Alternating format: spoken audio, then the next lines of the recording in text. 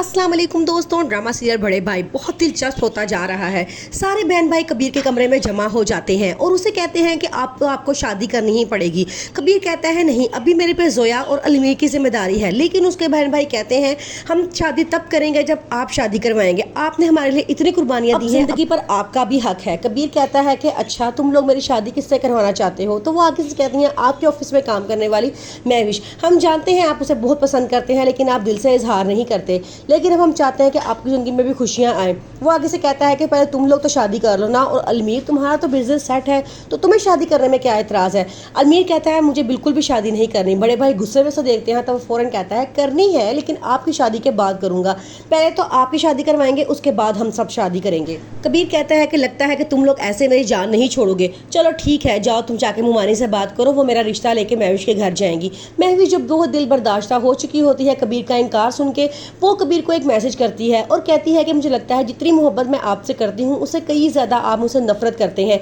इसलिए मैं चाहती हूँ कि इस चैप्टर को यहीं क्लोज कर दूँ। अब मैं आपका ऑफिस और आपकी ज़िंदगी से सब तरफ से जा रही हूँ।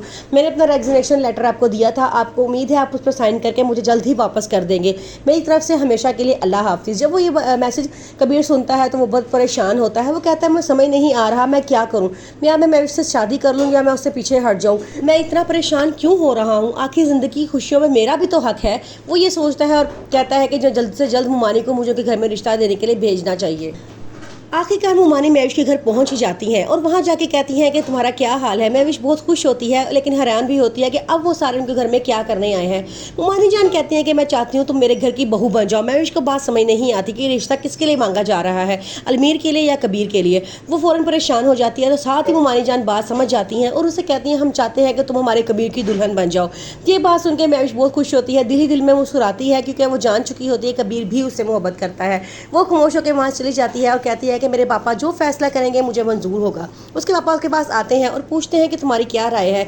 वो कहती है कि आपने हमेशा बचपन से आज तक मेरे लिए बेहतरीन ही सोचा है, आपका जो फैसला है मैं उस पर राजी हूँ। उसके पापा कहते हैं ठीक है, कबीर मुझे बहुत अच्छा इंसान लग रहा है और मैं चाहता हूँ कि उससे तुम्हारी शादी हो जाए।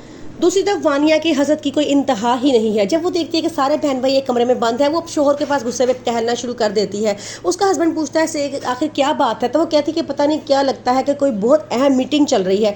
रूम का दरवाज़ा ना सिर्फ बंद है बल्कि लॉक है। आपके घर वाले तो आपको किसी काबिल समझते ही नहीं है, उन्होंने आपको किसी बात में बनाना इंपॉर्टेंट ही नहीं समझा। वो आगे से उसको भड़काना शुरू कर देती है लेकिन वो कहता है कि नहीं, मेरे बहन भाई ऐसे नहीं है, ज़रूर कोई खास बात होगी जो वो आपस में कर रहे हैं, हमें इतनी जसूसी करने की जरूरत नहीं है। लेकिन वानिया का शैतानी दिमाग अभी भी सोच रहा है कि वो आखिर क्या बात कर रहे हैं और उनकी खुशियों को किस तरह तबाह किया जाए।